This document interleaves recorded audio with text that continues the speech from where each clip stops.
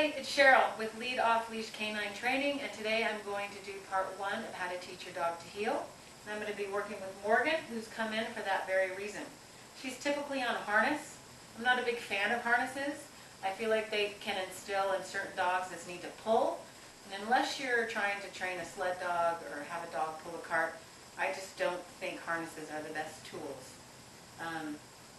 So I'm going to start her off with a slip lead. And the slip lead needs to be over the neck and fit up high on the neck, behind the ears, to get the good communication that you want with the dog and the good control. If she responds well to this, I'll continue to use this tool. If she doesn't respond well in the first few minutes, then, meaning if she keeps pulling, I will move on to a different training tool. The reason I'm going to start with this is just because it's super easy to put on and it can be effective if the dog responds well, meaning they don't keep pulling. If they keep pulling, it's not the best tool, and it's still not the best tool. I believe that, in my experience, the prong is really the best tool. It's the most gentle and effective tool to teach your dog most anything. It's a great training collar. These little prongy, pokey bits is what makes it so effective. So the dog doesn't want to move into this pressure, it wants to move away from it.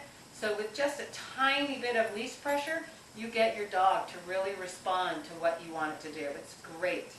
And because of that, I feel like it's one of the more safer methods out there, because they won't keep pulling into it. They're going to back away from it, and it doesn't put as much stress on their skeletal system around their neck. So it is an effective tool. So I'm going to start with the slip. If it doesn't work well with her, I'm going to move on to the prong, and we're going to teach her how to heel. So thanks for watching, and let's get started.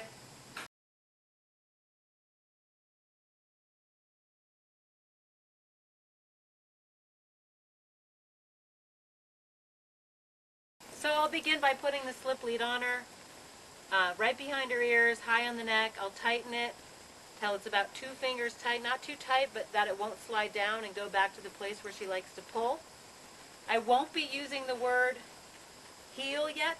I just want her to learn that she needs, when she's on a leash, I'm communicating to her that she needs to stay by my leg.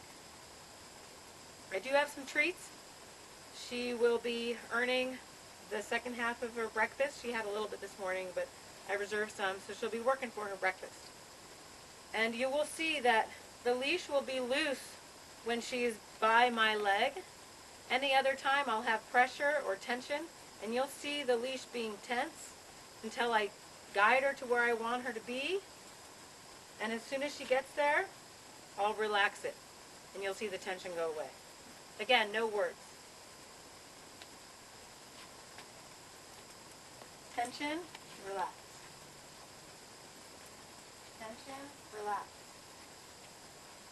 Tension, pressure, same thing is what I mean. Pressure, tension, relax. Whoops. Tension, relax. Little tension, relax. Pressure, tension, relax. It's ahead of me, pressure, relax. Pressure, relax. I just want her to realize that when she's on a leash with me, I'm communicating that she needs to stay by my leg. Pressure, relax. Pressure, relax. Good girl. Good girl. She is very treat motivated. At some point I'd like to get away from that and work on eye contact, but right now we're doing this lesson. It's usually the turns. Pressure, relax. It's usually the turns where they, oh, good girl. That was really good. She just turned with me on that one. Let's go. Look at that. Good girl. Good girl.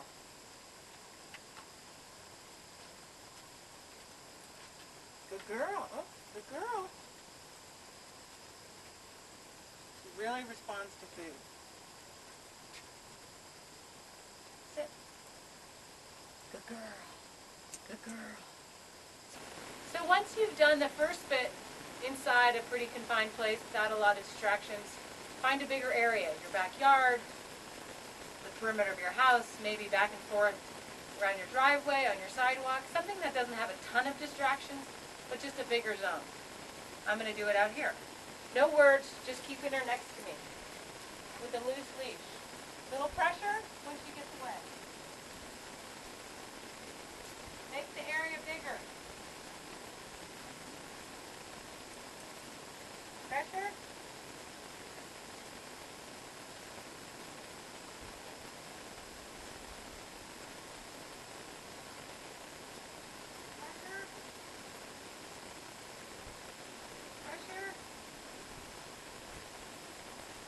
Pressure.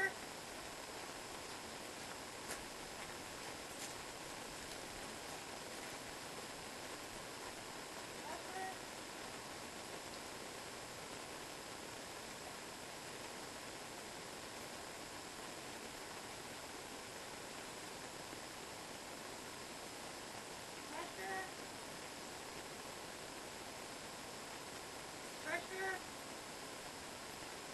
Pressure. And mix it up. Don't walk the same route every time.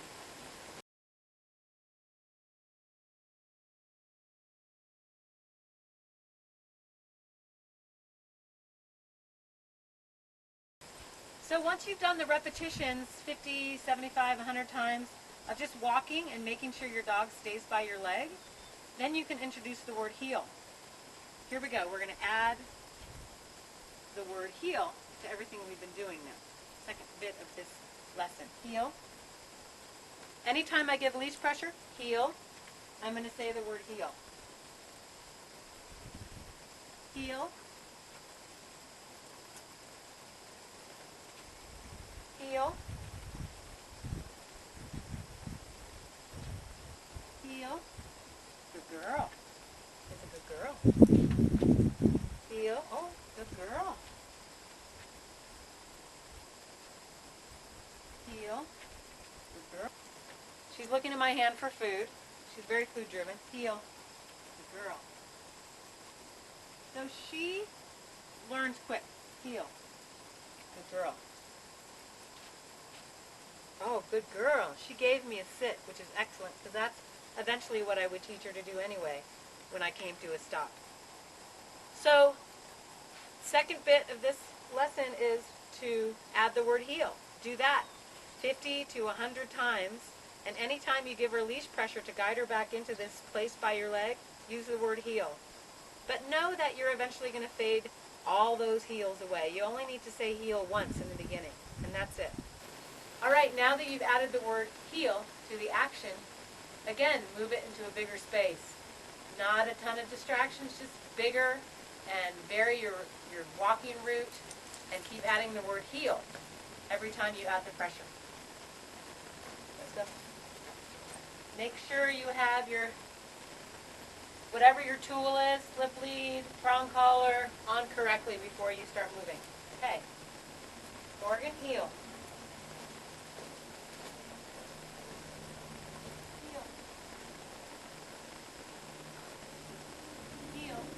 Every time I say heel, I'm adding a little pressure. Heel.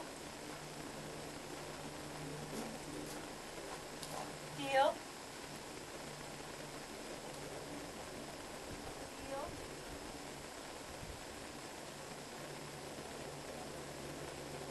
Girl. She sat on her own, so I gave her praise. Heel.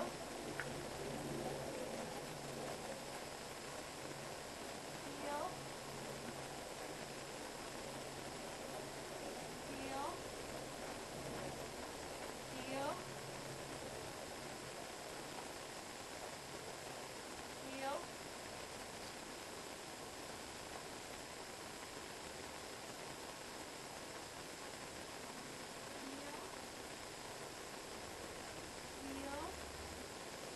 Find it's harder to turn away from the dog and keep the dog with you, like this.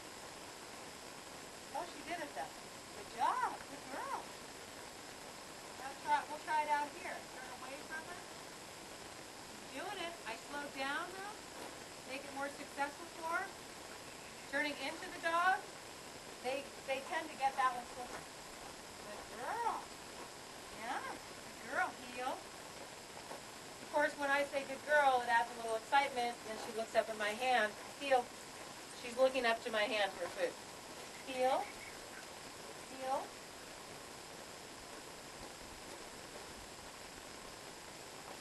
Girl. Good. Heel.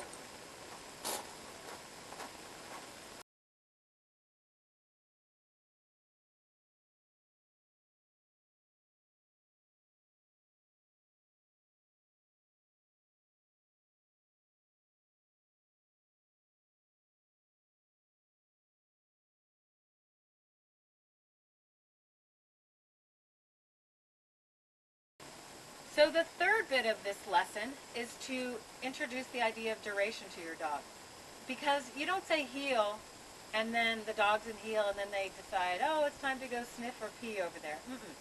They're in heel until you release them from that. So you say the word heel, they're in heel for 2 minutes, 5 minutes, 20 minutes, whatever you're doing, and then you say release. And when you say release, that's the time for them to go pee or sniff a tree or get a drink of water, whatever you want. So let's practice that. And in addition, there's one other word I use, which is let's go. So if, let's say I'm walking downtown and I have my dog in heel and I get to a stoplight and I stop and she sits and then the light turns green and then I walk, I say let's go. So she understands and he understands, oh, I'm still in heel, but we're moving again. So those are the three words. Heel, that's one bookend. The other bookend is release, and sometimes you use let's go intermittently through there. Nope. Okay, let's try that. Okay, Morgan, come. Heel. Nope. Heel. Heel. Heel. Good girl. Let's go. Sit. Good girl. Let's go. Still in heel.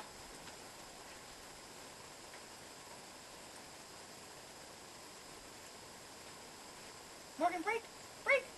Good girl, good girl. And that's when she can go do her own thing and take a pee or get a drink of water or whatever it is that she wants to do. Take it outside to a bigger area. Morgan, heel.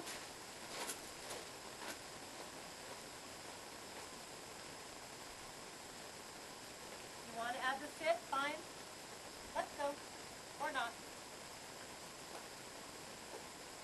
Heel. I'm still using the word heel when I do pressure. Let's go.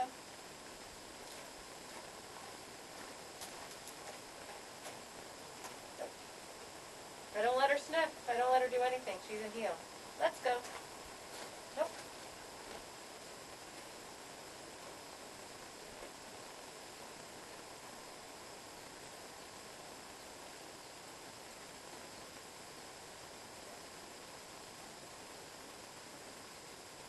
Let's go. Little pressure. Don't let her get ahead. Upward for the sit. Let's go.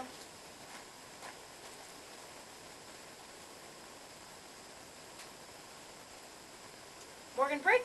Break. Good girl. Good girl. Good girl. Good girl. Yeah. So do that. 10 minutes. Maybe do it 3 minutes. Give her a break. Get her back in. Like this. Morgan, come. Heel. Good girl. Heel. Good girl. Nope. Nope. So when she's in heel, I don't let him do anything, like I said. And I use the word nope. Perfect timing. Let's go. Nope.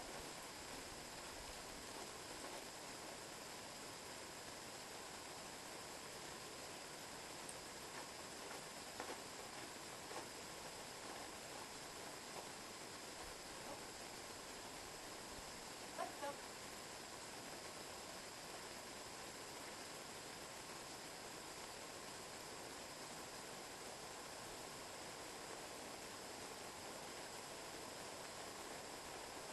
Good girl. Let's go. She added the sit. That was awesome. Let's go. Morgan, break. Break. Good Then you take it out with higher distractions. I wouldn't take her to the most busiest bike path, but take her on a quieter trail or a quieter area of your neighborhood. Just keep adding on. And those are the basics of teaching your dog to heel.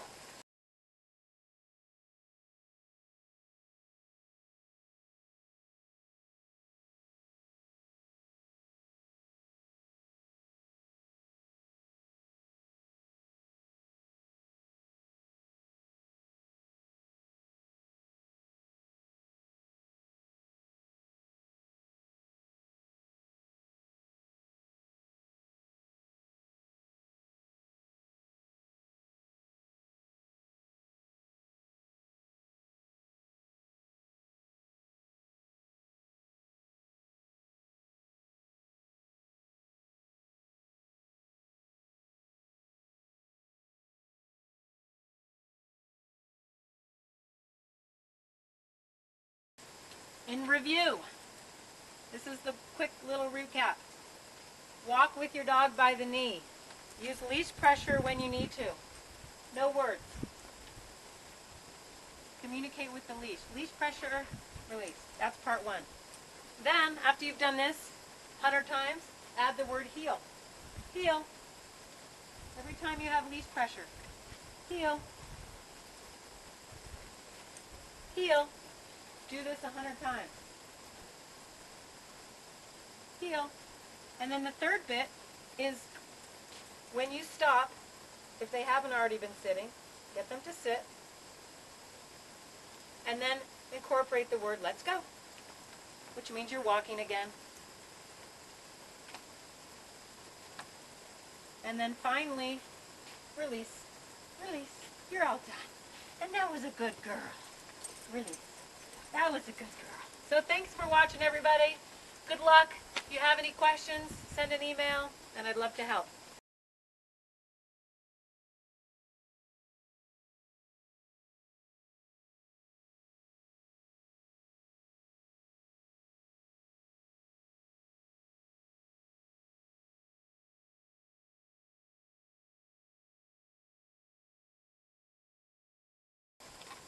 And if she were a really tricky dog, you can add a treat by your leg.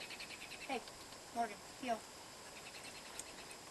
But see the difference here? See the excitement in the food? I'm not a big food person. That's why I prefer to maybe treat afterwards, but now look at her looking at my hands. I'm not a big food person with this kind of a dog. I'm going to stick with the verbal heel. And treat her, heel, bring her back, and treat her at the very end. Good girl, good girl.